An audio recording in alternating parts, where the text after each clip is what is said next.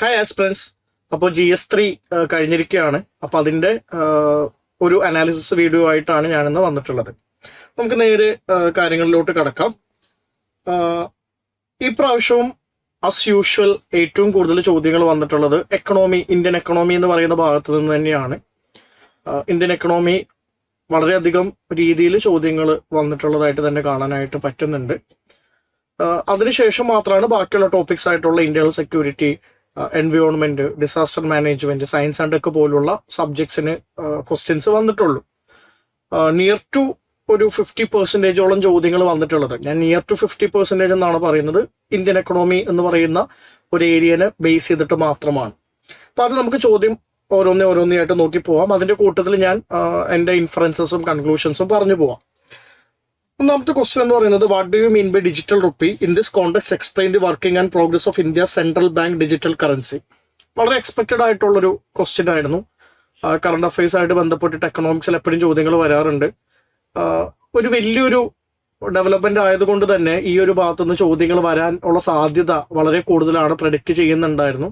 ഒരുവിധം എല്ലാ ക്വസ്റ്റ്യൻ പേപ്പേഴ്സിലും തന്നെയും ഈ ചോദ്യം വന്നിട്ടുണ്ട്. ഇത് പ്രധാനപ്പെട്ട ഒരു കാര്യമാണ്. അപ്പൊ കറണ്ട് അഫയേഴ്സിന്റെ ഒരു പ്രാധാന്യം നമുക്ക് ഇതേപോലത്തെ ചോദ്യങ്ങളിൽ കാണാനായിട്ട് പറ്റുന്നുണ്ട്. രണ്ടാമതായിട്ട് നമ്മൾ മനസ്സിലാക്കേണ്ട ഒരു കാര്യം, ഈ 10 മാർക്കിന്റെ ക്വസ്റ്റ്യൻസ് എസ്പെഷ്യലി പേപ്പർ 3 വരുന്ന സമയത്ത് വളരെ സ്പെസിഫിക് ആയിട്ട് കാണുന്നുണ്ട്. അതേ സ്വഭാവം തന്നെ ആയിരിക്കില്ല 15 മാർക്കിന്റെ ചോദ്യം എന്ന് പറയുന്നത് കംപ്ലീറ്റ്ലി ഡിഫറെന്റ് ആയിട്ടുള്ള ഒരു പാറ്റേണിലാണ് വന്നിട്ടുള്ളത്. പക്ഷെ 10 മാർക്കിന്റെ ചോദ്യം പലപ്പോഴും നമ്മൾക്ക് either we know or we don't know എന്നുള്ള രൂപത്തിലുള്ള ഒരു രീതിയിലുള്ള ഒരു ടെംപ്ലേറ്റ് ആണ് നമുക്ക് കാണാൻ പറ്റുന്നത്. നമുക്കറിയില്ല എന്നുണ്ടെങ്കിൽ ഒന്നും ചെയ്യാൻ പറ്റാത്തൊരവസ്ഥ വരാൻ ഉള്ള സാധ്യത ഉണ്ട്. ഇപ്പൊ ഒരു ഉദാഹരണം പറഞ്ഞു കഴിഞ്ഞാൽ സെക്കൻഡ് ക്വസ്റ്റ്യൻ തന്നെ നോക്കുക. Examine the view that financial inclusion is an integral part of social and economic inclusion in A country like India. ആ ഭാഗം വലിയ പ്രയാസമില്ല എഴുതാനായിട്ട്. ഫൈനാൻഷ്യൽ ഇൻക്ലൂഷൻ അല്ലെങ്കിൽ എക്കണോമിക് ഇൻക്ലൂഷന്റെ ഒരു ബേസിക് ധാരണ ഉള്ള ഒരാളെ സംബന്ധിച്ചിടത്തോളം ഫൈനാൻഷ്യൽ ഇൻക്ലൂഷൻ എങ്ങനെയാണ് സോഷ്യൽ ഇൻക്ലൂഷൻ ആയിട്ടും എക്കണോമിക് ഇൻക്ലൂഷൻ ആയിട്ടും മാറുന്നത് എന്നുള്ളത് വളരെ എളുപ്പത്തിൽ എഴുതാവുന്നതേ ഉള്ളൂ. ഒരു കോമൺ സെൻസിക്കൽ ആയിട്ടുള്ള ഒരു നോളജ് കൊണ്ട് തന്നെ അത് എഴുതാവുന്നതേ ഉള്ളൂ. പക്ഷെ അടുത്ത ഒരു ക്വസ്റ്റ്യൻ എന്ന് പറയുന്നത്, also throw light on the usefulness of the RBI's financial inclusion index. ഇപ്പൊ ഫിനാൻഷ്യൽ ഇൻക്ലൂഷൻ ഇൻഡെക്സ് എന്താണെന്നുള്ളത് അറിയണം ബേസിക്കലി. എക്സാക്ട്ലി അത് അറിയില്ല എന്നുണ്ടെങ്കിൽ നമുക്ക് ഉത്തരത്തിലോട്ട് ഊഹിച്ച് എക്സ്ട്രാപോളേറ്റ് ചെയ്ത് എഴുതാൻ പറ്റും, ഇല്ല എന്നല്ല ഞാൻ പറയുന്നത്. പക്ഷെ പലപ്പോഴും ഈ വളരെ സ്പെസിഫിക് ആയിട്ടുള്ള രീതിയിൽ paper 3 GS paper 3 questions frame ചെയ്യുന്നതായിട്ട് നമുക്ക് കാണാനായിട്ട് പറ്റുന്നുണ്ട്. മൂന്നാമത്തെ ചോദ്യം, describe the various technology missions initiated in Indian agriculture and examine their role in food security. ഇതേപോലത്തെ ചോദ്യങ്ങളൊക്കെ മുന്നേയും വന്നിട്ടുണ്ട്. ഫുഡ് സെക്യൂരിറ്റി എന്ന് പറയുന്ന ഒരു ടോപ്പിക് വളരെ റെലവെന്റ് ആയിട്ടുള്ള ഒരു ടോപ്പിക്കാണ്. അപ്പൊ അതിന് വേണ്ടിയിട്ട് ഇന്ത്യൻ അഗ്രികൾച്ചറായിട്ട് ബന്ധപ്പെട്ടിട്ടും ഫുഡ് സെക്യൂരിറ്റി ആയിട്ട് ബന്ധപ്പെട്ടിട്ടും ടെക്നോളജിക്കൽ മിഷൻസിന്റെ ഒരു റോൾ എന്താണെന്നുള്ളത് മുന്നേ ഒരു 5 to 6 years മുന്നേ ഇതേ മോഡൽ ക്വസ്റ്റ്യൻസ് PYQസിൽ നമുക്ക് കാണാൻ പറ്റുന്ന ഒരു ക്വസ്റ്റ്യൻ ആണ്. ഈ രീതിയിലുള്ള ചോദ്യങ്ങൾ നമ്മൾ എപ്പോഴും എക്സ്പെക്റ്റഡ് ആയിട്ട് ഇരിക്കുക എന്നുള്ളതാണ്. എസ്പെഷ്യലി ടെക്നോളജി എങ്ങനെയാണ് ഫാർമേഴ്സിന് ഗുണപ്രദമാകുക എന്നുള്ള രീതിയിലുള്ള ചോദ്യങ്ങൾ റിപ്പീറ്റഡ് ആയിട്ടുള്ള ഒരു തീമിന്റെ ഉള്ളിൽ വരുന്നതാണ്. ബട്ട് സ്റ്റിൽ ഈ വേരിയസ് ടെക്നോളജിക്കൽ മിഷൻസ് വളരെ സ്പെസിഫിക് ആയിട്ട് അറിഞ്ഞാൽ മാത്രമേ നമുക്ക് ഉത്തരം എഴുതാനായിട്ട് പറ്റുള്ളൂ. അതായത് ഈ 10 മാർക്കിന്റെ ചോദ്യങ്ങളില്ലേ GS പേപ്പർ 3 അവർ കൂടുതലും നമ്മളിൽ നിന്ന് ആഗ്രഹിക്കുന്നത് ഒരു തന്നെ ഫാക്ച്വൽ നോളജ് ആണ്. വലിയൊരു കൺസെപ്ഷ്യൽ ക്ലാരിറ്റി ഒന്നുമല്ല. ഫാക്ച്വലി അറിയാമോ അല്ലയോ ഇപ്പോൾ ടെക്നോളജിക്കൽ മിഷൻസ് ഏതൊക്കെ, എങ്ങനെയൊക്കെ, അല്ലെങ്കിൽ ഡിജിറ്റൽ കറൻസി എങ്ങനെയൊക്കെ വർക്ക് ചെയ്യുന്നു, ഫിനാൻഷ്യൽ ഇൻക്ലൂഷൻ ഇൻഡെക്സ് എങ്ങനെ വർക്ക് ചെയ്യുന്നു, അതിന്റെ യൂസ് എന്താണ്, കുറച്ച് സ്പെസിഫിക് ആണ്. നമുക്ക് അതിനെപ്പറ്റി അറിയില്ല എന്നുണ്ടെങ്കിൽ നമുക്കൊന്നും തന്നെ ചെയ്യാൻ പറ്റാത്തൊരവസ്ഥ അവിടെ വരാനായിട്ടുള്ള സാധ്യതയുണ്ട്. പക്ഷെ നാലാമത്തെ ക്വസ്റ്റ്യൻ ഒക്കെ കുറെ കൂടി എളുപ്പമാണ്. Explain the factors responsible for inefficiency of agri produce marketing. Agri produce മാർക്കറ്റിംഗിന്റെ ഇൻഎഫിഷ്യൻസിക്ക് കാരണമാകുന്നത് എന്തൊക്കെ കാരണങ്ങളാണെന്നുള്ളത് എക്സ്പ്ലെയിൻ ചെയ്യുക. How E-commerce helps to reduce inefficiency of agri produce marketing. E-commerce എങ്ങനെയാണ് അഗ്രി പ്രൊഡ്യൂസ് മാർക്കറ്റിംഗിന്റെ പ്രശ്നങ്ങൾ പരിഹരിക്കാൻ പറ്റുക, എക്സ്പ്ലെയിൻ ചെയ്യാനാണ് പറയുന്നത്. അതൊക്കെ അത്യാവശ്യം ഈസി ആയിട്ട് ചെയ്യാവുന്നൊരു ചോദ്യമാണ്. ഞാൻ പറയുന്നത് വലിയൊരു പഠനം നടത്തിയില്ലെങ്കിൽ പോലും നമുക്ക് ഇങ്ങനെയൊക്കെയാണ് അത് ഹെൽപ്പ് ചെയ്യാൻ പോകുന്നത് എന്നുള്ള രീതിയിൽ ഊഹിച്ച് എഴുതാവുന്ന ചോദ്യമായിട്ടാണ് എനിക്ക് അതിനെ പേഴ്സണലി ഫീൽ ചെയ്തിട്ടുള്ളത്. അടുത്തൊരു question, explain by giving 2 examples how biotechnology has help the Indian farmers in processing their perishable crops. Biotechnology എങ്ങനെയാണ് ഇന്ത്യൻ ഫാർമേഴ്സിന് ഹെൽപ്പ് ചെയ്യുന്നത് എന്ന് മാത്രം ചോദിച്ചു കഴിഞ്ഞാൽ അത് ഈസി ആയിട്ടുള്ള ചോദ്യമാണ്. പക്ഷെ in processing there perishable crop എന്ന് സ്പെസിഫിക് ആയിട്ട് ചോദിച്ചിട്ടുണ്ട്. അതാ ഞാൻ പറയുന്നത്, നമ്മള് പേപ്പർ 3 കുറച്ച് പഠിക്കുമ്പോൾ വളരെ സ്പെസിഫിക് ആയിട്ട് പഠിക്കണം. നമുക്കൊരു ക്ലാരിറ്റി ഉണ്ടായാൽ മാത്രം പോരാ, അത് ഒരു എന്താ പറയുക അണ്ടർസ്റ്റാൻഡിങ് ഉണ്ടായാൽ മാത്രം പോരാ. ഡീപ്പായിട്ട് ഫാക്ച്വൽ ആയിട്ടുള്ള ഒരു ഇൻഫർമേഷൻ നമ്മുടെ കയ്യിലില്ല എന്നുണ്ടെങ്കിൽ പലപ്പോഴും നമുക്ക് ഉത്തരം എഴുതാൻ പറ്റില്ല. ഇപ്പോൾ വളരെ കൃത്യമായിട്ട് പെരിഷബിൾ ക്രോപ്സിന്റെ പ്രോസസ്സിങ്ങിന് ഏതൊക്കെ ബയോടെക്നോളജീസ് യൂസ് ചെയ്യും എന്നുള്ളത് അറിയാൻ പറ്റണം. നമുക്കിത് പൊതുവെ എല്ലാവർക്കും അറിയാവുന്ന ഒരു ചോദ്യമാണ്, അത്ര ഡിഫിക്കൽട്ട് ആയിട്ടുള്ളൊരു ക്വസ്റ്റ്യൻ ആയിട്ടൊന്നും എനിക്ക് തോന്നുന്നില്ല. ഈവൻ പ്രിലിംസിന് പഠിക്കുന്ന സമയത്ത് പോലും ഇതൊക്കെ നമ്മൾ പഠിച്ചു പോകുന്ന കാര്യങ്ങൾ തന്നെയാണ്. പക്ഷെ അങ്ങനെയൊക്കെ ആണെങ്കിലും ചില കുട്ടികൾക്കെങ്കിലും ഇതിനെപ്പറ്റി ഡീറ്റെയിൽ ആയിട്ട് അറിഞ്ഞിരിക്കണമെന്ന് നിർബന്ധമില്ല. എസ്പെഷ്യലി മെയിൻസ് എന്ന് പറയുന്നത് കുറച്ചുകൂടി അനലിറ്റിക്കൽ ആയിട്ടാണ് പഠിക്കേണ്ടത്. അതിൽ ഫാക്ട്സിന് ഒരു പ്രാധാന്യം ഇല്ലാന്ന് വിശ്വസിക്കുന്ന ആളുകളെ സംബന്ധിച്ചിടത്തോളം ഇതേപോലത്തെ ചോദ്യങ്ങൾ ടഫായിട്ട് മാറും. 6ാമത്തെ ചോദ്യം നോക്കി, ഇതേ പാറ്റേണിലുള്ള ചോദ്യമാണ്, സയൻസ് ആൻഡ് ടെക് ആയിട്ട് ബന്ധപ്പെട്ട ക്വസ്റ്റ്യൻ ആണ്. Distinguish between A fast breeder reactor and A thermal nuclear reactor. ഇത് കൃത്യമായിട്ട് ഇത് രണ്ടും തമ്മിലുള്ള ഡിഫറൻസ് അറിഞ്ഞിരിക്കണം. വീണ്ടും എന്താണ് ഒരു ഫാക്ച്വൽ രീതിയിലുള്ള ചോദ്യമായിട്ടാണ് നമുക്ക് കാണാൻ പറ്റുന്നത്. In the context of first indigenously developed prototype FBR at Kalpakkam, explain the time criticality. What are its implications for clean energy future of our country. അപ്പോൾ ടൈം ക്രിറ്റിക്കാലിറ്റി എന്താണെന്ന് കൃത്യമായി അറിഞ്ഞാൽ മാത്രമേ എന്തെങ്കിലും ആ ഒരു ചോദ്യത്തിൽ ചെയ്യാനായിട്ട് പറ്റുള്ളൂ. വീണ്ടും സ്പെസിഫിക് ആയിട്ടുള്ള ചോദ്യമാണ്. 7ാമത്തെ question, discuss how the contradiction between rapid infrastructure development and disaster risk reduction in ecologically sensitive areas of India can be manage with suitable examples. പൊതുവെ ചോദിക്കുന്ന ഈ ഗ്രീൻ വേഴ്സസ് ഗ്രോത്ത് എന്ന് പറയുന്ന ഒരു ഡിലമയുണ്ടല്ലോ, എസ്പെഷ്യലി ഇന്ത്യ പോലുള്ള ഡെവലപ്പിംഗ് ആയിട്ടുള്ള ഒരു പ്രത്യേക ഒരു സോഷ്യോ എക്കണോമിക് കോണ്ടെക്സ്റ്റിൽ നിൽക്കുന്ന കൺട്രികൾ ഫേസ് ചെയ്യുന്ന ഏറ്റവും വലിയ ഡിലമയാണ് ഗ്രീൻ വേഴ്സസ് ഗ്രോത്ത് എന്ന് പറയുന്നത്. അത് ക്ലൈമറ്റ് ചേഞ്ചിലാണെങ്കിലും ഡിഫോറസ്റ്റേഷനിലാണെങ്കിലും എനർജി സെക്യൂരിറ്റിയിലാണെങ്കിലും നമുക്ക് ഈ ഒരു ഡിബേറ്റ് നമുക്ക് കാണാൻ പറ്റും. ഒരു റാപ്പിഡ് ആയിട്ടുള്ള എക്കണോമിക് ഗ്രോത്തിനാണോ നമ്മൾ ശ്രമിക്കേണ്ടത്, അതോ സസ്റ്റൈനബിൾ ആയിട്ടുള്ള ഒരു ഡെവലപ്മെന്റ് മോഡലിലാണോ ശ്രമിക്കേണ്ടത്? ഈ രീതിയിലുള്ള ഒരു ഡിലമ പോളിസി മേക്കേഴ്സിന്റെ ഇടയിൽ, എസ്പെഷ്യലി ഇന്ത്യ പോലുള്ള കൺട്രിയിൽ വളരെ വ്യാപകമായിട്ട് കാണാൻ പറ്റുന്ന ഒരു കാര്യമാണ്. അതിന്റെ ഒരു വേരിയന്റ് ആണ് ഈ ചോദ്യം. അതായത് നമ്മൾ പെട്ടെന്ന് റാപ്പിഡ് ആയിട്ടുള്ള ഇൻഫ്രാസ്ട്രക്ചർ ഡെവലപ്മെന്റ് നമ്മൾ ചെയ്യണോ, അതോ ഡിസാസ്റ്റർ റിസ്ക് റിഡക്ഷൻ, ഡിസാസ്റ്റർ ഇല്ലാത്ത ഒഴിവാക്കുന്ന രൂപത്തിൽ, ഡിസാസ്റ്ററിന്റെ റിസ്ക് കുറക്കുന്ന രൂപത്തിൽ എക്കോളജിക്കലി സെൻസിറ്റീവ് ഏരിയാസിനെ മാനേജ് ചെയ്യണോ? ഈ ഒരു കോൺട്രഡിക്ഷൻ ഡിസ്കസ് ചെയ്യാനാണ് പറയുന്നത്. അപ്പൊ ഇതിൽ ഒരു വിൻ വിൻ സിറ്റുവേഷൻ വേണം. രണ്ടിനും അതിൻ്റെതായിട്ടുള്ള പ്രോൺസും കോൺസും ഉണ്ട്. അതും പറഞ്ഞതിന് ശേഷം എങ്ങനെയാണ് രണ്ടിനെയും കൂടി മിങ്കിൾ ചെയ്യിപ്പിച്ചുകൊണ്ട് രണ്ടിനെയും കൂടി ഒരേപോലെ രണ്ടിന്റെയും മൂല്യങ്ങൾ ചേർത്ത് വെച്ച് എങ്ങനെയാണ് പോകാൻ പറ്റുന്നത് എന്നുള്ളത് എഴുതുക എന്നുള്ളതാണ്. അതിന് സൂട്ടബിൾ ആയിട്ടുള്ള എക്സാമ്പിൾസും കൊടുക്കുക. എങ്ങനെയാണ് ഒരു ഗ്രോത്തും ഗ്രീനും ഒരുമിച്ച് മുന്നോട്ട് കൊണ്ടുപോകാനായിട്ട് പറ്റിയിട്ടുള്ളത്. ഒരു ഡിസാസ്റ്റേഴ്സിന് വേണ്ടിയിട്ട് പ്രിപ്പയർഡ് ആകുന്നതിനോടൊപ്പം തന്നെ എങ്ങനെയാണ് ഗ്രോത്ത് മുന്നോട്ട് ഇൻഫ്രാസ്ട്രക്ചർ ഡെവലപ്മെന്റ് ചെയ്യാനായിട്ട് പറ്റിയിട്ടുള്ളത്. ആ രീതിയിലുള്ള ചോദ്യമാണ് ഇതിൽ നമുക്ക് കാണാൻ പറ്റുന്നത്. 8ാമത്തെ ചോദ്യം വീണ്ടും ഞാൻ പറഞ്ഞല്ലോ കുറെ കൂടി ഫാക്ച്വൽ ആയിട്ടുള്ള ചോദ്യമാണ്. Discuss the aim and goals of Kunming Montreal global biodiversity framework. അത് 2022 അടങ്ങിയ കൺവെൻഷൻ CBDയിൽ വന്ന ഒരു ഡിസിഷനാണ് Kunming Montreal global biodiversity framework എന്ന് പറയുന്നത്. അതിന്റെ എയിംസും ഗോൾസും ഡിസ്കസ് ചെയ്യാന്ന് പറയുമ്പോഴേക്കും വളരെ കൃത്യമായിട്ട് എന്താണ് ഈ ഫ്രെയിംവർക്ക് എന്നുള്ളത് അറിഞ്ഞിരിക്കണം. പ്രിലിംസിന് പഠിച്ചതിന് ശേഷം ഇത് പഠിക്കാത്ത ആളുകൾക്ക് അത് ടഫായിട്ട് മാറും. പക്ഷെ പ്രിലിംസിന് പഠിച്ച കാര്യങ്ങളും കൂടി നമ്മൾ മെയിൻസിന് പഠിക്കണമെന്ന് പറയുന്നത് ഇതേപോലുള്ള ചോദ്യങ്ങളുടെ ഒരു കോണ്ടെക്സ്റ്റിലാണ്. പലപ്പോഴും പ്രിലിംസിനെയും മെയിൻസിനെയും കംപ്ലീറ്റ്ലി ഡിഫറൻഷിയേറ്റ് ചെയ്ത് കാണുന്ന ഒരു സ്വഭാവം ആസ്പിറൻസിന്റെ ഇടയിലുണ്ട്. അത് ഒഴിവാക്കേണ്ട ഒരു കാര്യമാണ്. നമ്മൾ പ്രിലിംസിന് പഠിക്കുന്ന കുറെ കാര്യങ്ങൾ അതേപോലെ തന്നെ മെയിൻസിന് ചോദിക്കും. കാര്യം മെയിൻസിന്റെ 10 മാർക്കിന്റെ ചോദ്യങ്ങൾ കുറേയൊക്കെ ഒരു ഫാക്ച്വൽ സ്വഭാവമുള്ള ചോദ്യങ്ങളാണ്. അതിന് ആൻസർ എഴുതണമെന്നുണ്ടെങ്കിൽ വളരെ കൃത്യമായിട്ടുള്ള ഇൻഫർമേഷൻ നമ്മുടെ കയ്യിൽ വേണം. ഇപ്പം ഇത് നിങ്ങൾ പ്രിലിംസിന് വേണ്ടിയിട്ട് എൻവയോൺമെന്റ് ആയിട്ട് ബന്ധപ്പെട്ട എല്ലാ ബുക്കിലും വായിച്ചിട്ടുണ്ടാവും. പക്ഷെ മെയിൻസിന്റെ സമയം ആയപ്പോഴേക്ക് നിങ്ങൾ റിവിഷൻ നടത്താത്തത് കൊണ്ട് ഇത് മറന്നു പോകാനായിട്ടുള്ള സാധ്യത ഉണ്ട്. Mentions India's commitment and initiatives to achieve the goals and targets of this framework giving suitable example. ഈ പ്രാവശ്യം അതേപോലെ നിങ്ങൾ ശ്രദ്ധിക്കേണ്ട ഒരു കാര്യം എന്താണെന്ന് വെച്ച് കഴിഞ്ഞാൽ എക്സാമ്പിൾസ് ചോദിക്കുന്നത് വളരെയധികം കൂടിയിട്ടുണ്ട്. ഒരുവിധം എല്ലാ ചോദ്യങ്ങളിലും തന്നെയും സ്യൂട്ടബിൾ എക്സാമ്പിൾസ് എന്നുള്ള ഒരു കാര്യം ചോദിക്കുന്നതായിട്ട് നമുക്ക് കാണാനായിട്ട് പറ്റുന്നുണ്ട്. എക്സാമ്പിൾസ് സഹിതം പഠിക്കുക എന്നുള്ളതാണ്. അത് GS പേപ്പർ 3 ഒരു പ്രത്യേകത കൂടിയാണ്. കുറെ കൂടി എക്സാമ്പിൾസ്, കുറെ കൂടി ഡേറ്റ, കുറെ കൂടി കേസ് സ്റ്റഡീസ്, ഇതെല്ലാം ഡിമാൻഡ് ചെയ്യുന്ന ഒരു പേപ്പറാണിത്. അത് ഡൈനാമിക് ആക്കുന്തോറും നമുക്ക് മാർക്ക് കൂടാനുള്ള സാധ്യതയും എപ്പോഴും കൂടുതലാണ്. അപ്പൊ ആ രീതിയിൽ വേണം നമ്മൾ ഈ പേപ്പറിനെ ഒന്ന് വിലയിരുത്താം.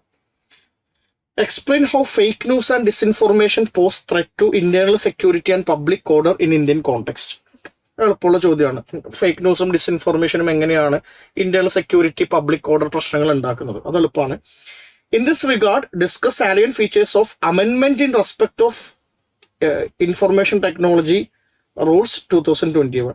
അപ്പോൾ ഇതായിട്ട് ബന്ധപ്പെട്ടിട്ട് അമെൻമെന്റുകൾ എന്തൊക്കെയാണെന്നുള്ളത് അറിഞ്ഞാൽ മാത്രമേ ഇതിന്റെ ഉത്തരം എഴുതാനായിട്ട് പറ്റുള്ളൂ. കറണ്ട് അഫയേഴ്സ് ആയിട്ട് ബന്ധമുണ്ട്, കുറെ കൂടി സ്പെസിഫിക് ആയിട്ടുള്ള ചോദ്യം ആയിട്ടാണ് നമുക്കിതിനെ കാണാനായിട്ട് പറ്റുന്നത്.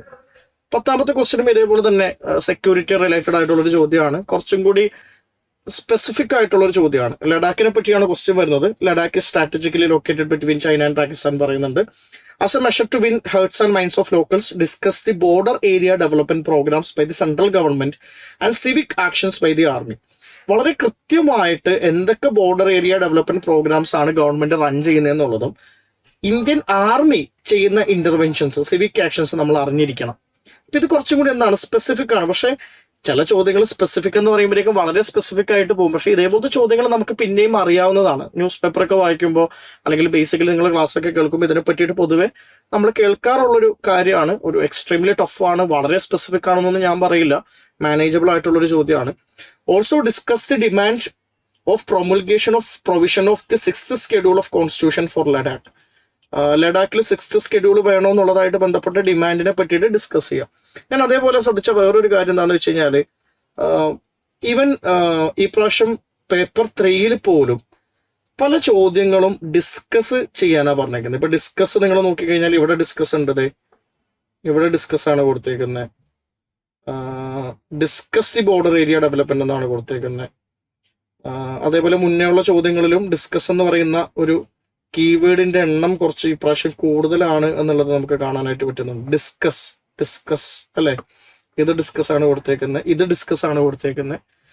അപ്പൊ ഡിസ്കസ് എന്ന് പറയുന്ന ആ കീവേഡ് കൂടുതലായിട്ട് യൂസ് ചെയ്യുന്നുണ്ട്. അതിന്റെ അർത്ഥത്തിൽ മനസ്സിലാക്കുക. ഡിസ്കസ് എന്ന് പറയുന്ന കീവേഡ് യൂസ് ചെയ്യുന്ന സമയത്ത് ക്വസ്റ്റ്യന്റെ ആ ഒരു സ്പെസിഫിസിറ്റി കുറക്കുകയാണ്. ചർച്ച ചെയ്യാൻ പറയുമ്പോൾ നമുക്ക് ഇപ്പോൾ discuss the border area development programmes എന്ന് പറയുമ്പോഴേക്കും ആ പ്രോഗ്രാംസ് ജസ്റ്റ് എഴുതി വെക്കൽ മാത്രമല്ല, ആ പ്രോഗ്രാംസിന്റെ ഇമ്പാക്ട് എന്താണ്, അതിന്റെ ചലഞ്ചസ് എന്താണ്, അതിന്റെ സൊല്യൂഷൻസ് എന്താണ്, ഇങ്ങനെയുള്ള കാര്യങ്ങളും കൂടി കോട്ട് ചെയ്യാനായിട്ടുള്ള ഒരു അവസരം അവിടെ കിട്ടുന്നുണ്ട്. അപ്പൊ നമ്മൾ പെട്ടെന്ന് നമുക്ക് ആ ടോപ്പിക്കിന് വലിയ ഗ്രാഹ്യം ഇല്ലെങ്കിലും ആ ടോപ്പിക്കിന് നമുക്ക് മൾട്ടി ഡയമെൻഷണൽ ആയിട്ട് അനാലിസിസ് നടത്താൻ വേണ്ടിയിട്ടുള്ളൊരു സ്കോപ്പ് അവർ ചോദ്യത്തിൽ ഇട്ട് വെക്കുന്നത് കൊണ്ട് കമ്പാരിറ്റീവ്ലി എളുപ്പത്തിൽ നിങ്ങൾക്കത് മാനേജ് ചെയ്യാനായിട്ട് പറ്റും. Now starting with the 15 marker question. 15 marker question GS paper 3 comparatively എളുപ്പമായിരുന്നു, except 1 or 2 questions which demanded some sort of depth and specificity. അല്ലാത്ത ചോദ്യങ്ങളെല്ലാം വളരെ ജനറൽ ആയിട്ടുള്ള ചോദ്യങ്ങളായിരുന്നു. അതായത് ഇപ്പൊ റിപ്പീറ്റ് ചെയ്യുന്ന ആളുകൾക്ക്, ഇപ്പൊ 3ാമത്തെയോ 4ാമത്തെയോ മെയിൻസ് എഴുതുന്ന ആളുകൾക്കൊന്നും യാതൊരുവിധ പ്രയോജനവും ഇല്ലാത്ത, അഡ്വാൻറ്റേജും ഇല്ലാത്ത രൂപത്തിലുള്ള ഒരു ക്വസ്റ്റ്യൻ ഫ്രെയിംവർക്കാണ് എസ്പെഷ്യലി 15 മാർക്കറിന്റെ കാര്യത്തിൽ കാണാൻ പറ്റുന്നത്. ഇപ്പോൾ ഈ ചോദ്യം നോക്കുക. Explain the key challenges for India's energy security. Energy സെക്യൂരിറ്റിക്കുള്ള കീ ചലഞ്ചസ് എന്താണ്? ഒരു ബേസിക് ക്ലാസ്സിൽ എല്ലാവരും പഠിക്കുന്ന കാര്യങ്ങളാണ്. എനർജി സെക്യൂരിറ്റി ആയിട്ട് ബന്ധപ്പെട്ടിട്ട് ഇന്ത്യയുടെ ചലഞ്ചസ് എന്താണ്? What measures do you suggest for ensuring energy security along with economic growth and sustainability? Energy security മെച്ചപ്പെടുത്താൻ വേണ്ടിയിട്ട് എക്കണോമിക് ഗ്രോത്തിനോടൊപ്പം സസ്റ്റൈനബിലിറ്റിയോടൊപ്പം സെക്യൂരിറ്റി മെച്ചപ്പെടുത്താൻ വേണ്ടിയിട്ട് നമ്മുടെ മുന്നിലോട്ട് വെക്കുന്ന സജഷൻസ് എന്താണ്? ഈസി ആയിട്ടുള്ള ക്വസ്റ്റ്യൻ ആണ്, വളരെ പ്രഡിക്റ്റബിൾ ആയിട്ടുള്ള, വളരെ ബേസിക് ആയിട്ടുള്ള ചോദ്യമാണ്. 12ാമത്തെ question. How are startup in India promoting entrepreneurship, innovation and employment? Startup എന്തിന്റെയൊക്കെ കാര്യത്തിൽ ഉപകാരപ്രദമാണെന്ന് അവർ പറയാൻ പറയുന്നത് എന്റർപ്രണർഷിപ്പ്, ഇന്നോവേഷൻ, എംപ്ലോയ്മെന്റ്. ഈ 3 കാര്യങ്ങൾ സെപ്പറേറ്റ്ലി എടുത്ത് തന്നെ എഴുതണം. ഡിസ്കസ് ദി, വീണ്ടും ഡിസ്കസ് നമുക്ക് കാണാനായിട്ട് പറ്റുന്നുണ്ട്. Discuss the global and domestic challenge. അപ്പൊ ഗ്ലോബൽ ചലഞ്ച് എഴുതണം, ഡൊമസ്റ്റിക് ചലഞ്ച് എഴുതണം. ഇൻ ദിയർ വർക്കിംഗ്, അവരുടെ വർക്കിങ്ങിലുള്ള ഗ്ലോബൽ ആൻഡ് ഡൊമസ്റ്റിക് ചലഞ്ചസ് എഴുതണം. And suggest suitable measures to overcome these challenges. അപ്പൊ ഇത് വളരെ എന്താ പറയാ, കുറെ ഡയമെൻഷൻസ് ഉള്ളൊരു ചോദ്യമാണ്. കാര്യം സ്റ്റാർട്ടപ്സ് എങ്ങനെയാണ്, എന്റർപ്രണർഷിപ്പ്, ഇന്നോവേഷൻ, എംപ്ലോയ്മെന്റ്. അപ്പൊ തന്നെ 3 സബ് ഹെഡിങ്സ് ആയി. പിന്നെ ഡൊമസ്റ്റിക് ചലഞ്ചസ് എഴുതണം, പിന്നെ ഇന്റർനാഷണൽ ഗ്ലോബൽ ചലഞ്ചസ് എഴുതണം. അത് ഡിസ്കസ് ചെയ്യാൻ പറഞ്ഞ സ്ഥിതിക്ക് ഈ ചലഞ്ചസ് ആയിട്ട് ബന്ധപ്പെട്ടിട്ടുള്ള വേറെന്തെങ്കിലും കാര്യങ്ങളും കൂടി നിങ്ങൾക്ക് സംസാരിക്കാം. അത് കഴിഞ്ഞിട്ട് അതിന്റെ മെഷേഴ്സ് എന്താണെന്നും കൂടി പറയണം. അപ്പോൾ കുറെ അധികം കാര്യങ്ങൾ എഴുതാൻ വേണ്ടി തരുമ്പോൾ നമുക്ക് എഴുതാൻ എളുപ്പമായി. എല്ലാവർക്കും തന്നെ എന്ത് ചെയ്യാൻ പറ്റും, വലിയ മോശമില്ലാത്ത രീതിയിൽ ഒരു ഉത്തരമാക്കി വെക്കാൻ പറ്റുന്ന രീതിയിലുള്ള ഒരു ചോദ്യമായിട്ട് നമുക്ക് അതിനെ മനസ്സിലാക്കാൻ പറ്റും. 13th question. How Indian agriculture has been transformed from food scarcity, food to food surplus level. എങ്ങനെയാണ് ഇന്ത്യയുടെ അഗ്രികൾച്ചർ ഒരു ഫുഡ് സ്കേർസിറ്റിയിൽ നിന്ന് ഫുഡ് സർപ്ലസ് ലെവലിലോട്ട് മെച്ചപ്പെട്ടത്? അപ്പൊ അതിന് വേണ്ടിയിട്ടുള്ള പോളിസീസ്, പ്രോഗ്രാംസ്, ഓരോ കാലഘട്ടത്തിലും എങ്ങനെ ഇന്ത്യയുടെ പ്രൊഡക്ഷൻ കൂടി വരുന്നു, ഫുഡ് സ്കേർസിറ്റിയുടെ സമയത്ത് ഉണ്ടായിരുന്ന പ്രശ്നങ്ങൾ എന്തൊക്കെയാണ്, വളരെ എളുപ്പത്തിൽ എഴുതാവുന്ന ഒരു ചോദ്യമാണ്. കാര്യം നമുക്കറിയാം 1960s നമ്മൾ US ഡിപ്പെൻഡ് ചെയ്ത് ആണ് ജീവിച്ചുകൊണ്ടിരുന്നത്. ഫുഡ് എയ്ഡ് ഉണ്ടായിരുന്നു. പിന്നെ ഗ്രീൻ റവല്യൂഷൻ മുതൽ ഇങ്ങോട്ട് തുടങ്ങുന്ന ഓരോരോ കാര്യങ്ങളാണ് എന്ത് ചെയ്തിട്ടുള്ളത്, ഒരു ഫുഡ് സെക്യൂരിറ്റി ഉറപ്പാക്കാനായിട്ട് നമ്മളെ കൊണ്ട് പറ്റിയിട്ടുള്ളത്. Explain the various government policies implemented for diversification of Indian agriculture. ഡൈവേഴ്സിഫിക്കേഷന് വേണ്ടിയിട്ട് എന്തൊക്കെ പോളിസീസ് ആണ് ഇന്ത്യൻ ഗവൺമെന്റ് എടുത്തിട്ടുള്ളത്? വളരെ ഡീറ്റെയിൽ ആയിട്ട് നമുക്കറിയാം. ഓരോ ക്രോപ്പിന് വേണ്ടിയിട്ടും ഓരോ പോളിസി ഉണ്ട്, അല്ലെ? National policy four oil seed ഉണ്ട്, നാഷണൽ മിഷൻ ഫോർ പാം ഉണ്ട്, നാഷണൽ ബാംബു മിഷൻ ഉണ്ട്. അതായത് നമുക്ക് ഓർഗാനിക് അഗ്രികൾച്ചറിനെ പ്രൊമോട്ട് ചെയ്യാൻ വേണ്ടിയിട്ടുള്ള പ്രോഗ്രാംസ് ഉണ്ട്. കുറെ അധികം പ്രോഗ്രാംസ് എഴുതാനായിട്ട് പറ്റും. എളുപ്പമുള്ളൊരു ചോദ്യമായിട്ടാണ് എനിക്ക് തോന്നിയത്. വളരെ ഈസി ആയിട്ടുള്ള ചോദ്യമായിട്ടാണ് തോന്നിയത്. Discuss different types of subsidies and supports provided by the government of India to agriculture sector. Agriculture സെക്ടറിൽ ഗവൺമെന്റ് ഓഫ് ഇന്ത്യ കൊടുക്കുന്ന സബ്സിഡീസും സപ്പോർട്ടുകളും ഏതൊക്കെ ടൈപ്പാണെന്നുള്ളത് വീണ്ടും ഡിസ്കസ് ചെയ്യുക എന്നാണ് പറയുന്നത്. അപ്പൊ ഈ ചോദ്യം ഞാൻ പറഞ്ഞല്ലോ, പ്രിലിംസിന് നമ്മൾ പൊതുവെ ഇതൊക്കെ പഠിക്കാറുണ്ട്. മെയിൻസിന് നമ്മൾ പെട്ടെന്ന് ഈ ചോദ്യം ഒന്നും എക്സ്പെക്ട് ചെയ്യില്ല. അപ്പൊ പ്രിലിംസിന് പഠിച്ച് മാറ്റിവെച്ച കുറെ ടൈപ്പ് ഓഫ് ഏരിയാസ് വീണ്ടും മെയിൻസിന് പൊങ്ങി വരുന്നുണ്ട്. നമ്മൾ മെയിൻസിന് പ്രിപ്പയർ ചെയ്യുന്ന സമയത്ത് നിങ്ങൾ ഇനി ശ്രദ്ധിക്കേണ്ട ഒരു കാര്യം എന്താണെന്ന് വെച്ച് കഴിഞ്ഞാൽ, പ്രിലിംസിന് നമ്മൾ പഠിക്കുന്ന ഫാക്ച്വൽ കാര്യങ്ങൾ ഇവിടെയും ഉപകാരപ്രദമാകുന്നു, ഇത് മെയിൻസിനും കൂടി ആവശ്യമാണെന്ന് ഉള്ളതും നമ്മുടെ മനസ്സിലൊന്ന് കയറ്റിവെക്കാൻ ശ്രമിക്കുക എന്നുള്ളതാണ്. കാര്യം ഇതേപോലത്തെ ഏരിയാസ് ആസ്പിറൻസ് കുറെ പേര് വിട്ട് കളയുമെന്ന് എനിക്ക് തോന്നുന്നത്. അത് പ്രിലിംസിന് മാത്രമേ വരുള്ളൂ എന്നുള്ള രൂപത്തിലെ. Examine the related issues pertaining to agreement on agriculture of world trade organisation. അതും കമ്പാരിറ്റീവ്ലി ഒരുവിധം എല്ലാ എക്കണോമിക്സിന്റെ സ്റ്റാൻഡേർഡ് ബുക്സിലും മെൻഷൻ ചെയ്തിട്ടുള്ള ഒരു ക്വസ്റ്റ്യൻ ആണ്. രമേശ് സിംഗിലൊക്കെ വളരെ കൃത്യമായിട്ട് ഇതിനെ പറ്റിയുള്ള ഡിസ്കഷൻസ് ഉണ്ട്. അത് വായിച്ചാൽ കിട്ടാവുന്നതേ ഉള്ളൂ. Mention salient features of mission ദൃഷ്ടി. ഒരു എർത്ത് ഒബ്സർവേഷൻ സാറ്റലൈറ്റ് ആണ്. ഇന്ത്യ പ്രൈവറ്റ്ലി ലോഞ്ച് ചെയ്ത ഒരു പ്രോഗ്രാമാണിത്. അപ്പോൾ അതായിട്ട് ബന്ധപ്പെട്ടേക്കുന്ന അതിന്റെ സാലിയൻ ഫീച്ചേഴ്സ് ആണ് ചോദിച്ചേക്കുന്നത്. കുറെ കുട്ടികൾ ചിലപ്പോൾ അത് വേണ്ട രീതിയിൽ പ്രിപ്പയർ ചെയ്തിട്ടുണ്ടായിരിക്കില്ല. കാര്യം ഞാൻ പറഞ്ഞല്ലോ, ഈ പ്രാവശ്യം പ്രിലിംസിന്റെ മെയിൻസിന്റെ ഇടയിൽ വളരെ കുറച്ച് സമയം ഉണ്ടായിട്ടുള്ളൂ. ഇപ്പൊ ഈ കറണ്ട് അഫയേഴ്സ് ബേസ്ഡ് ആയിട്ടുള്ള കുറെ കാര്യങ്ങൾ മിസ് ഔട്ടായി പോകാനുള്ള ഒരു സാധ്യത ഉണ്ട്. മിഷൻ ദൃഷ്ടി എന്താണെന്ന് അറിഞ്ഞാൽ മാത്രമേ അതിന്റെ ഫീച്ചേഴ്സ് എഴുതാൻ പറ്റൂ. അതൊരു സ്പെസിഫിക് ആയിട്ടുള്ള ചോദ്യമാണ്. Discuss the imaging techniques used in the satellite launched on 3rd May 2026. 3rd May 2026 launch ചെയ്ത സാറ്റലൈറ്റിന്റെ ഇമേജിംഗ് ടെക്നിക്സിനെ ഡിസ്കസ് ചെയ്യുക. കറണ്ട് അഫയേഴ്സ് ബേസ്ഡ് ആണ്. Why it is being considered world's first satellite of its kind. എന്തുകൊണ്ടാണ് വേൾഡിലെ ആദ്യത്തെ ഒരു type of satellite ആയിട്ട് ഇതിനെ പറയുന്നത് എന്നുള്ളതും ചോദ്യമായിട്ട് വന്നിട്ടുണ്ട്. അതിന്റെ വേവ് ലെങ്തിലൊക്കെ വളരെ ഡിഫറൻസ് ഉണ്ട്. യൂണീക്ക് ആയിട്ടുള്ള സാറ്റലൈറ്റ് ആണ് ഇത്. ഈ പറയുന്ന പോലെ നിങ്ങൾ കറണ്ട് അഫയേഴ്സിൽ വായിച്ചിട്ടുണ്ടാവും, പക്ഷെ പെട്ടെന്ന് മെയിൻസിന് എക്സ്പെക്ട് ചെയ്യുന്നുണ്ടാവില്ല. ഇതേപോലത്തെ കുറെ ചോദ്യങ്ങൾ GS 3 വരും. അത് കുറച്ച് ടഫായിട്ട് നമുക്ക് ഫീൽ ചെയ്തേക്കാം. 16ാമത്തെ ചോദ്യമൊക്കെ വളരെ എളുപ്പമുള്ള ചോദ്യമാണ്. What is agentic artificial intelligence? AI എന്താണ്? ഏജന്റിക് AI എന്താണ്? Explains working. Describe its applications with suitable example. Discuss the advantages, risk and challenges associated with agentic AI system. അപ്പൊ ഏജന്റിക് AI സിസ്റ്റം എന്താണെന്ന് അറിയാവുന്ന ഒരാളെ സംബന്ധിച്ചിടത്തോളം വളരെ ഡീറ്റെയിൽ ആയിട്ട് എഴുതാവുന്ന ഒരു ചോദ്യമാണ്. അത് എന്താണെന്നും അതിന്റെ വർക്കിംഗ് എങ്ങനെയാണെന്നും അതിന്റെ എക്സാമ്പിൾസ് എന്താണെന്നും അഡ്വാൻറ്റേജ്, റിസ്ക്, ചലഞ്ച് എല്ലാം ചോദിച്ചിട്ടുണ്ട്. അപ്പൊ എന്താണ് ഏജന്റിക് AI എന്നറിയാവുന്ന ഒരാളെ സംബന്ധിച്ചിടത്തോളം അതിന്റെ ഒരു 7 പാരാമീറ്റേഴ്സ് ആണ് അവര് ചോദിച്ചേക്കുന്നത്. 15 മാർക്കിനാണ്. If you know you can write it. അതെന്താണെന്ന് അറിയില്ല എന്നുണ്ടെങ്കിൽ പിന്നെ ഒന്നും ചെയ്യാനും പറ്റില്ല കേട്ടോ. 17ാമത്തെ ചോദ്യം. What are the challenges to solid waste management in India? Discuss the government policy framework on solid waste management. Discuss the success or failure cases of Delhi and Indore cities highlighting the salient features of the solid waste management initiatives. അതിപ്പോ ഡൽഹിയുടെയും ഇൻഡോറിന്റെ ഒക്കെ മാത്രം specifically ചോദിക്കുമ്പോൾ കുറച്ച് ടഫായിട്ട് മാറും. Solid waste മാനേജ്മെന്റിന്റെ challenges എന്താണെന്ന് നമുക്ക് എഴുതാവുന്നതേ ഉള്ളൂ. അത് നിങ്ങൾ എല്ലാവരും പഠിച്ചിട്ടുണ്ടാവും, എളുപ്പത്തിൽ എഴുതാവുന്നതാണ്. പക്ഷെ ഞാൻ പറഞ്ഞല്ലോ, ഗവൺമെന്റ് പോളിസി ഫ്രെയിംവർക്ക് നിങ്ങൾ കേട്ടിട്ടുണ്ടാവും. പക്ഷെ അതിൽ നിന്ന് ഡിഫറെന്റ് ആയിട്ട് ഏതെങ്കിലും പെർട്ടിക്കുലർ സിറ്റിയുടെ റീജിയണൽ എക്സാമ്പിൾ ഒക്കെ ചോദിച്ചു കഴിഞ്ഞാൽ ഭയങ്കര പാടാണ്. ഞാൻ മെയിൻസ് എഴുതിയ സമയത്ത് സൈബർ ഡോമിനെ പറ്റി ഒരു ചോദ്യം ഉണ്ടായിരുന്നു. കേരളത്തിന്റെ സൈബർ സെക്യൂരിറ്റി ആർക്കിടെക്ചറിനെ സൈബർ ഡോം എന്നാ വിളിക്കുക. കേരളത്തിലുള്ള ആളുകൾക്ക് അത് അറിയുന്നുണ്ടോ, ബാക്കിയുള്ള ആളുകൾക്ക് അത് അറിഞ്ഞുകൊള്ളണമെന്നില്ല. ഇൻഡോർ സിറ്റിയിലുള്ള സോയിൽ വേസ്റ്റ് മാനേജ്മെന്റിന്റെ ആ ഒരു മോഡലിനെ പറ്റി അറിയില്ല എന്നുണ്ടെങ്കിൽ ഇത് ഡിഫിക്കൽട്ട് ആയിട്ടുള്ള ഒരു ചോദ്യമായിട്ട് മാറും. Second part of question. 18th disaster management ആയിട്ട് ബന്ധപ്പെട്ട ചോദ്യമാണ്. Community participation is a corner stone of effective disaster management. Statement തന്നിട്ടുണ്ട്. Analyse this statement with suitable examples from India. ഈ സ്റ്റേറ്റ്മെന്റിനെ അനലൈസ് ചെയ്യുക, എക്സാമ്പിൾസ് സഹിതം അനലൈസ് ചെയ്യുക. ഡിസാസ്റ്റർ മാനേജ്മെന്റിൽ ഒരു ഗുണം എന്താണെന്ന് വെച്ച് കഴിഞ്ഞാൽ പലപ്പോഴും വളരെ ബ്രോഡ് ആയിട്ടുള്ള ചോദ്യങ്ങൾ ചോദിക്കും. അപ്പൊ നമുക്ക് എന്ത് ചെയ്യാം, കമ്പാരിറ്റീവ്ലി എളുപ്പത്തിൽ എഴുതാം. അപ്പൊ ഡിസാസ്റ്റർ മാനേജ്മെന്റിന്റെ കമ്മ്യൂണിറ്റി പാർട്ടിസിപ്പേഷൻ എന്ന് പറയുന്നത് വളരെ മേജർ ആയിട്ടുള്ള ഒരു പില്ലറാണ്.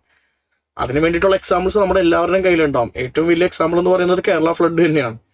അപ്പോൾ അതെങ്ങനെയാണ് വർക്ക് ചെയ്യുന്നത് എന്നുള്ളത് നമ്മൾ നമ്മുടെ ഡെയിലി ലൈഫിൽ നിന്ന് തന്നെ കണ്ടിട്ടുള്ള കാര്യങ്ങളാണ്, എഴുതാൻ പറ്റുന്ന കാര്യങ്ങളാണ്. Also discuss the challenges to community participation and measures to strengthen it. അപ്പൊ നമ്മൾ ചലഞ്ചസ് എന്താണെന്ന് എഴുതണം, അതിന്റെ മെഷേഴ്സും എഴുതണം. അപ്പൊ കുറെ അധികം കാര്യങ്ങൾ എഴുതാൻ ഉണ്ട്. അത്യാവശ്യം ഒരു ഡിസാസ്റ്റർ മാനേജ്മെന്റ് ബേസിക്സ് പഠിച്ചു പോയിട്ടുള്ള ഒരാൾക്ക് എഴുതാവുന്ന ഒരു ചോദ്യം തന്നെയാണത്. 19ാമത്തെ ക്വസ്റ്റ്യൻ സെക്യൂരിറ്റി ആയിട്ട് ബന്ധപ്പെട്ടാണ്. Separatist movements have been one of the major factors contributing to militancy and instability in J&K. Bring out actions taken by the government to bring J&K into national mainstream. Discuss pre- and post-abrogation status of Article 370 and 35A. Also bring out positive impacts of abrogation of both articles in mainstreaming the state. ഈ പ്രാവശ്യത്തെ ഈ GS3 ചോദ്യങ്ങൾക്ക് നമ്മുടെ ഒരു പ്രിലിംസിന്റെ ഒരു സ്വഭാവമുണ്ട്. എത്ര വായിച്ചാലും തീരില്ല, കുറെ കാര്യങ്ങൾ ചോദിച്ചിട്ടുണ്ട്. പക്ഷെ ഞാൻ എൻ്റെ ഒരു അഭിപ്രായം പറയാം കേട്ടോ. ഇപ്പൊ GS3 അല്ലെങ്കിൽ GS പേപ്പർ 1, 2, 3 പോലുള്ള ഈ 3 സബ്ജക്ട്സിലും ക്വസ്റ്റ്യൻസ് കുറച്ച് വലുതായി പോയി എന്നുള്ളത് ചിലപ്പോൾ നമുക്കൊരു അഡ്വാൻറ്റേജ് ആയിട്ടേ വരുള്ളൂ. ഇപ്പോൾ വളരെ സിംഗിൾ ഡയമെൻഷൻ ഉള്ള ഒരു ചോദ്യം അവർ 15 മാർക്കിന് ചോദിച്ചു കഴിഞ്ഞാൽ നമുക്കിത് എഴുതാൻ കുറെ പോയിന്റ്സ് നമ്മുടെ കയ്യിൽ ഫിംഗർ ടിപ്സിൽ ഉണ്ടായിക്കൊള്ളണമെന്നില്ല. ഇപ്പൊ ഇവിടെ നിങ്ങൾ നോക്കിയപ്പോൾ അവർ ചോദ്യത്തിൽ തന്നെ 6ഉം 7ഉം പാരാമീറ്റേഴ്സ് അതായിരുന്നേ. അപ്പൊ നമുക്ക് ആവശ്യത്തിലധികം കാര്യങ്ങൾ എഴുതാനായിട്ടുള്ളൊരു സ്കോപ്പ് ആ ചോദ്യം തന്നെ വിട്ടു തരുന്നുണ്ട്, അല്ലേ? അപ്പൊ നിങ്ങൾ ഇതിൽ നോക്ക്. Bring out the actions taken by the government. അതായത് ആക്ഷൻ എന്തൊക്കെയാണ്. Discuss pre and post abrogation status. അപ്പൊ പ്രീ സ്റ്റാറ്റസ് നോക്കണം, പോസ്റ്റ് സ്റ്റാറ്റസ് നോക്കണം, അതിനെ ഡിസ്കസ് ചെയ്യണം. Also bring out the positive impact നോക്കണം. അപ്പൊ മൊത്തത്തിലൊരു 4-5 കാര്യങ്ങൾ എഴുതാനായിട്ടുള്ള ഒരു അവസരം അവിടെ ഉണ്ട്. അപ്പൊ നമുക്ക് എന്ത് ചെയ്യാം, 3 പേജ് എളുപ്പത്തിൽ ഫില്ല് ചെയ്യാൻ പറ്റും. പിന്നെ കുറെ പോയിന്റ്സ് ഒന്നും വേണ്ട, ഓരോന്നിനും നമുക്കൊരു 3-4 പോയിന്റ്സ് ഉണ്ടായാൽ മതി. അപ്പൊ ഇങ്ങനെയുള്ള ചോദ്യങ്ങൾ പെട്ടെന്ന് ഒറ്റ നോട്ടത്തിൽ ഇത് എങ്ങനെ എഴുതി തീർക്കും, സമയം കിട്ടില്ലല്ലോ എന്നൊക്കെ ചിന്തിക്കുമെങ്കിലും ആക്ച്വലി നമുക്ക് കുറച്ചും കൂടി എളുപ്പമാക്കി മാറ്റും എന്നുള്ളതാണ് എൻ്റെ ഒരു പേഴ്സണൽ ആയിട്ടുള്ള ഒരു ഒപ്പീനിയൻ. 20ാമത്തെ question discuss counterfeit currency and money laundering as a major sources of terror funding in India. State the actions being taken at international level to check these menaces. Highlight the role of FATF and methods of compliance by its member states in preventing terror funding. പൊതുവെ എല്ലാവരും പഠിച്ചിട്ട് പോകാറുള്ളൊരു ചോദ്യമാണ് ഈ money laundering. അതിൽ government എടുക്കുന്ന തീരുമാനങ്ങൾ എന്തൊക്കെയാണ്, FATFന്റെ highlight role എന്തൊക്കെയാണ്, അവരെങ്ങനെയാണ്, മെത്തേഡ്സ് ഓഫ് കോംപ്ലിയൻസ് എന്തൊക്കെയാണ്. പൊതുവെ ഇതെല്ലാം തന്നെയും നമ്മൾ വളരെ ബേസിക് ആയിട്ട് ഇന്ത്യൻ സെക്യൂരിറ്റി പഠിക്കുമ്പം നമ്മൾ കാണുന്ന ടൈപ്പ് ഓഫ് ക്വസ്റ്റ്യൻസ് ആണ്. അപ്പോൾ മൊത്തത്തിൽ GS പേപ്പർ 3നെ പറ്റി എനിക്ക് പറയാനുള്ള ഒരു കാര്യം എന്താണെന്ന് വെച്ച് കഴിഞ്ഞാൽ, ഒന്ന് കുറെ സ്പെസിഫിക് ആയിട്ടുള്ള കാര്യങ്ങൾ നമ്മൾ പഠിക്കണം, കറണ്ട് അഫയേഴ്സിന് കൂടുതൽ ഇമ്പോർട്ടൻസ് കൊടുക്കണം, PYQs നല്ല രീതിയിൽ പോയിട്ട് തീംസും പാറ്റേൺസ് ഒക്കെ ഒന്ന് കണ്ടെത്തി വെച്ച് കഴിഞ്ഞാൽ അതിൽ നിന്ന് തന്നെ ഒരു 30%, 40% ചോദ്യങ്ങൾ വരും. പിന്നെ അതേപോലെ തന്നെ നിങ്ങൾ ന്യൂസ് പേപ്പറൊക്കെ വായിക്കുമ്പോൾ കിട്ടുന്ന നല്ല നല്ല എക്സാമ്പിൾസ് നിങ്ങൾ നോട്ട് ഡൗൺ ചെയ്ത് വെക്കണം. കാര്യം എക്സാമ്പിൾസ് സ്പെസിഫിക്കലി എഴുതാൻ വേണ്ടിയിട്ട് ചോദിക്കുന്നുണ്ട്. പിന്നെ ചോദ്യങ്ങളെല്ലാം തന്നെയും വളരെ വലിയ ചോദ്യങ്ങളാണ് when it comes to 15 marker question. അപ്പൊ നമുക്ക് വേണ്ടതിലധികം എഴുതാനായിട്ടുള്ള ഒരു അവസരം, സ്കോപ്പ് ക്വസ്റ്റ്യൻ തന്നെ ഒരുക്കി തരുന്നുണ്ട്. അങ്ങനെയുള്ള കുറച്ച് കാര്യങ്ങൾ ഗുണപ്രദമായിട്ട് മാറുന്നുണ്ട്. പക്ഷെ എന്നെ സംബന്ധിച്ചിടത്തോളം, ഞാൻ എൻ്റെ ഒരു എക്സ്പീരിയൻസ് പ്രകാരം എനിക്ക് GS പേപ്പർ 3 എന്നും ടഫായിരുന്നു. കാര്യം സ്പെസിഫിക് ആയിട്ടുള്ള കുറെ കാര്യങ്ങൾ പഠിക്കൽ എനിക്ക് ബുദ്ധിമുട്ടായിരുന്നു. പക്ഷെ നമ്മൾ അങ്ങനെ കാണാൻ പാടില്ല. എല്ലാ പേപ്പറും അതിൻ്റെതായിട്ടുള്ള രീതിയിൽ ഇമ്പോർട്ടൻസ് ഉണ്ട്. GS പേപ്പർ 3 കുറച്ചും കൂടി വൃത്തിക്ക് പഠിക്കുന്ന ആളുകൾക്ക് മാർക്ക് കിട്ടുന്നുമുണ്ട്. കാര്യം ഫാക്ച്വൽ ആയിട്ടുള്ള ചോദ്യങ്ങൾ, വളരെ ഡയറക്റ്റ് ആയിട്ടുള്ള സ്പെസിഫിക് ആയിട്ടുള്ള ചോദ്യങ്ങളാണെങ്കിൽ either you know or you don't know. ഇപ്പൊ GS പേപ്പർ 2 കാണുന്ന ഒരു അനാലിസിസ് 3 ആവശ്യം വരുന്നില്ല. 3 ഡയറക്റ്റ് ആണ്. ഇതെന്താണ്, ക്രിറ്റിക്കാലിറ്റി എന്താണ്, ഇതിന് ഗവൺമെന്റ് എന്തൊക്കെയാണ് ചെയ്തത്, അതിന്റെ എക്സാമ്പിൾസ് ഇതാ, ഇതിന്റെ ചലഞ്ചസ് എന്താണ്, ഡയറക്റ്റ് ആണ് ചോദ്യങ്ങൾ. വളരെ ക്ലാരിറ്റി ബേസ്ഡ് ആയിട്ടുള്ള ചോദ്യങ്ങളൊന്നും അല്ല. പക്ഷെ നമ്മൾ കുറച്ചും കൂടി ഇരുന്ന് പഠിക്കണം. അപ്പൊ GS3 എനിക്ക് തോന്നുന്നു മാർക്ക് കിട്ടാൻ വേണ്ടിയിട്ട് കുറച്ചും കൂടി വൃത്തിയായിട്ട് പഠിക്കണം എന്ന് തോന്നുന്നു. അല്ലാതെ ക്വസ്റ്റ്യന്റെ പേപ്പറിൽ പാറ്റേൺ ഷിഫ്റ്റ് ഇല്ല, കഴിഞ്ഞ കൊല്ലത്തിനേക്കാളും ഡീവിയേഷൻസ് ഇല്ല. എങ്ങനെയാണോ കഴിഞ്ഞൊരു 4-5 ഇയേഴ്സ് ആയിട്ട് GS പേപ്പർ 3 വന്നുകൊണ്ടിരുന്നത്, അതേ മോഡൽ തന്നെയുള്ള ഒരു ക്വസ്റ്റ്യൻ പേപ്പർ ആയിട്ടാണ് എനിക്ക് ഫീൽ ചെയ്തിട്ടുള്ളത്. Thank you.